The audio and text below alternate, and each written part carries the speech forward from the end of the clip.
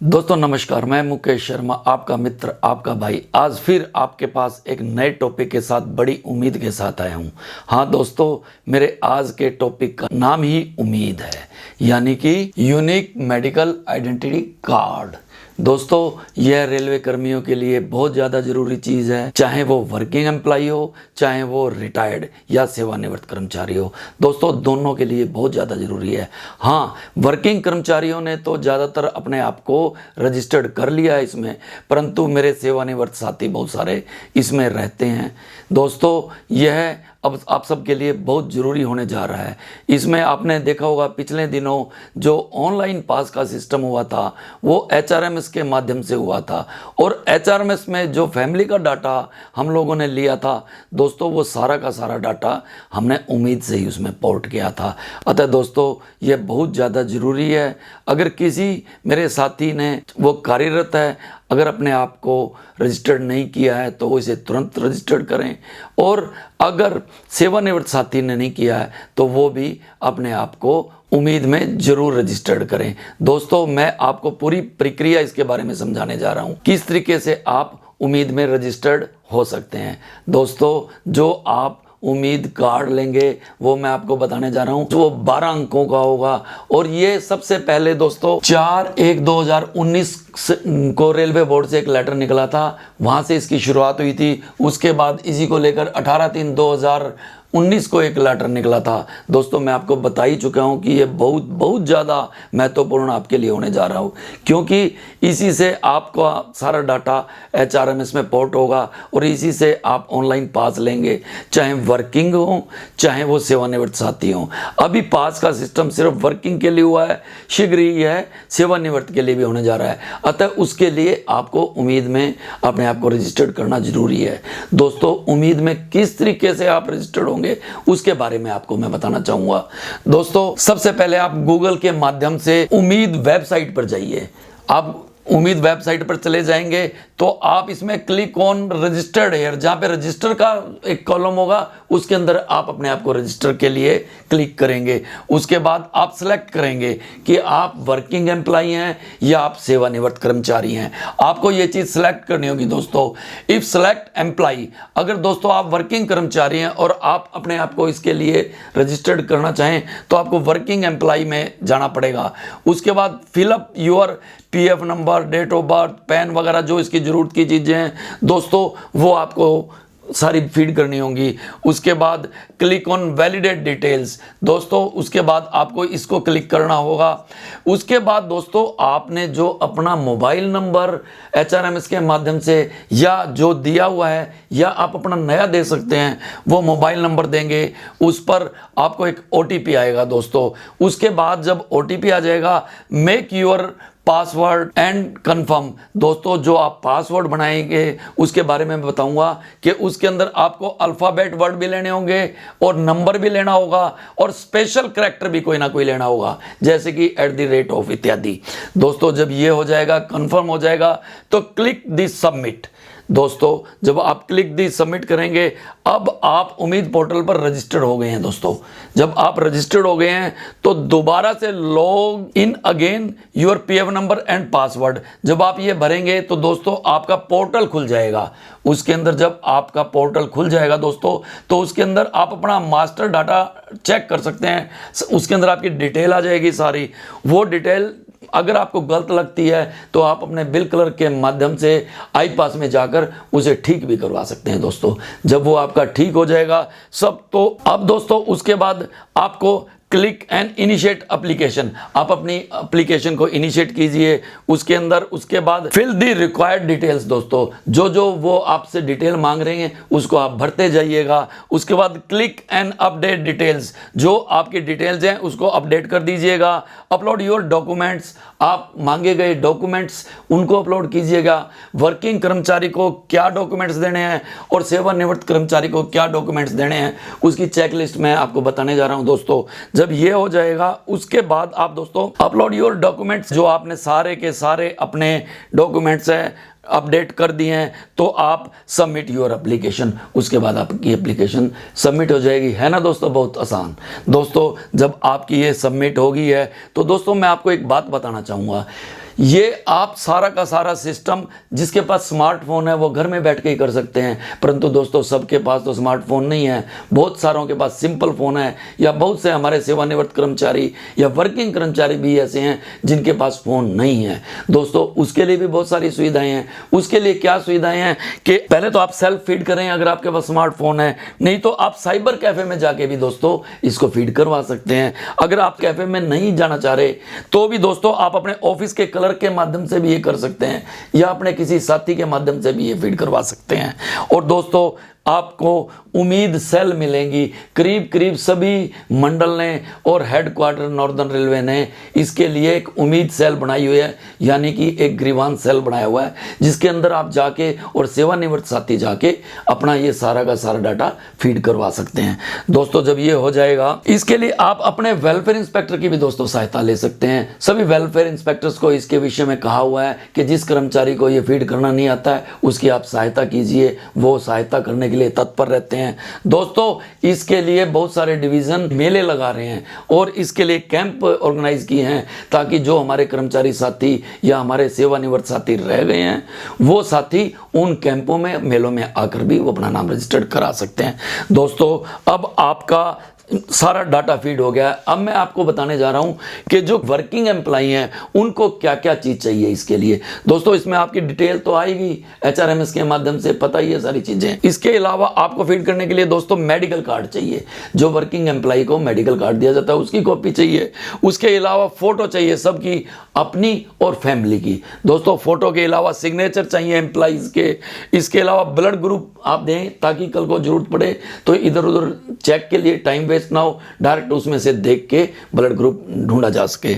इसके अलावा आपको जो हमारे एम्प्लॉई की फैमिली है उनके लिए, डिपेंडेंट के लिए आईडी प्रूफ की भी जरूरत है दोस्तों। वो पैन कार्ड भी हो सकता है, आधार कार्ड भी हो सकता है, या लाइसेंस भी हो सकता है, उसके लिए एक प्रूफ देने की जरूरत है। इसके अलावा इसमें एक मोबाइल नंबर की जरूरत पड़ेगी दोस्तों, ईमेल आईडी की जरूरत पड़ेगी। अगर किसी कर्मचारी साथी के पास मेडिकल कार्ड नहीं है दोस्तों, तो वो अपना पास PTO के डिक्लेरेशन की कॉपी सब्जेक्ट टू कंडीशन की वो अपने इंचार्ज से स्टैंप लगवा कर उसे अटैच करा कर देगा, वो भी अपलोड की जा सकती है दोस्तों। इसके अलावा मैं आपको बताना चाहूँगा जो सेवानिवृत्त साथी हमारे, उनके लिए चेक लिस्ट क्या है दोस्तों। इसके लिए हमें PPO की कॉपी चाहिएगी दोस्तों। इसके लिए बैंक पेंशन स्लिप, जो मंथली हर बार जैसे वर्किंग कर्मचारी को सैलरी स्लिप मिलती है, इसी प्रकार सेवानिवृत्त कर्मचारियों को बैंक से पेंशन स्लिप मिलती है दोस्तों, वो लेटेस्ट चाहिएगी।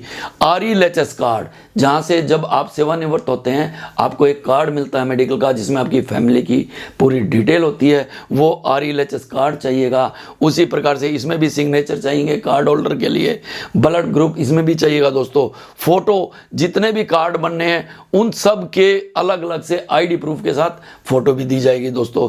डिपेंडेंट का आईडी प्रूफ बता ही दिया है मैंने आपको। इसके अलावा दोस्तों जो इसके अंदर डिपेंडेंट होते हैं वो पास रूल के अकॉर्डिंगली होते हैं दोस्तों। अक्सर ये माना गया है कि ये बच्चा जो लड़का है वो 25 साल तक मैक्सिमम ले सकता है, पर नहीं दोस्तों।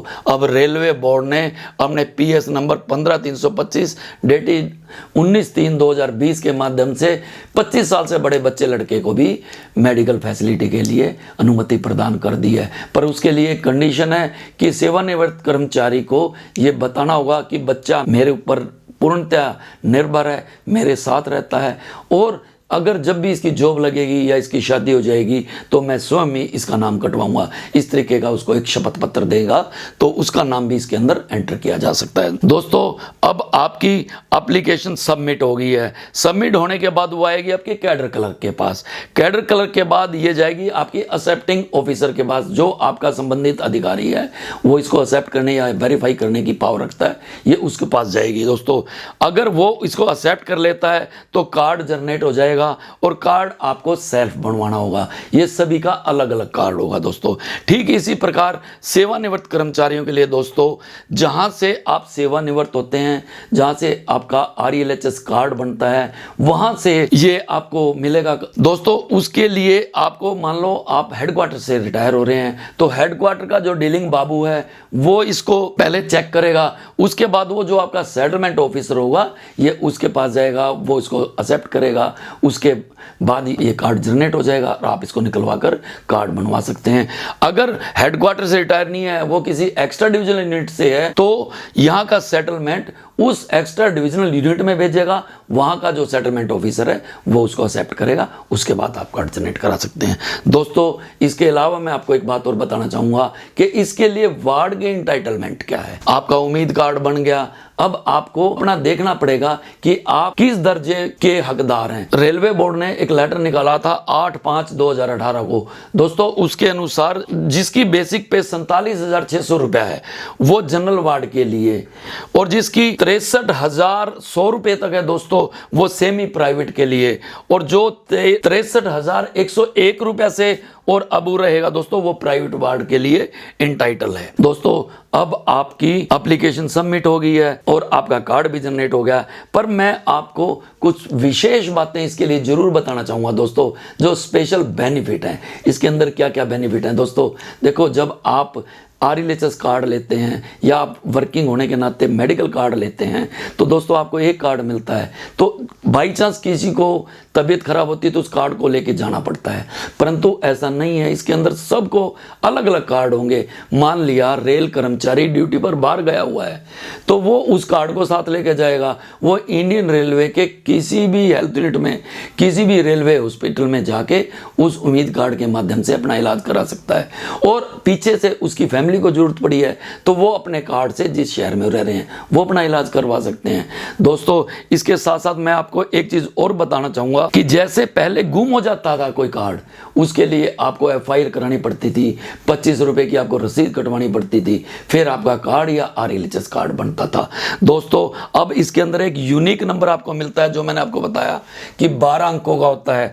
वो यूनिक नंबर हो या आपका PF नंबर हो या आपका PPO नंबर हो, तो ये भी आप बताओगे तो आपका इलाज शुरू हो जाएगा, क्योंकि ये डिजिटल है। ये सारे के सारे हिंदुस्तान में सभी हेल्थ यूनिट या रेलवे हॉस्पिटल में रहेगा और अपना कार्ड रीजनरेट भी कर सकते हैं दोस्तों।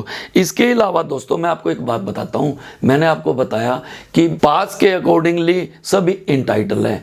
अगर किसी बच्चे की शादी हो जाती है और वो उसका नाम कटवाना चाहे तो दोस्तों ये घर में बैठ के ही बड़े आराम से ऑनलाइन इसको काटा जा सकता है नाम को। और ठीक इसी प्रकार से कुछ एडिट करना हो तो वो भी घर में बैठ के किया जा सकता है। मान लिया कोई एड्रेस चेंज करना है और कोई चीज़ आप चेंज करना चाहें तो घर में ही बैठ के आप ये चीज़ कर सकते हैं।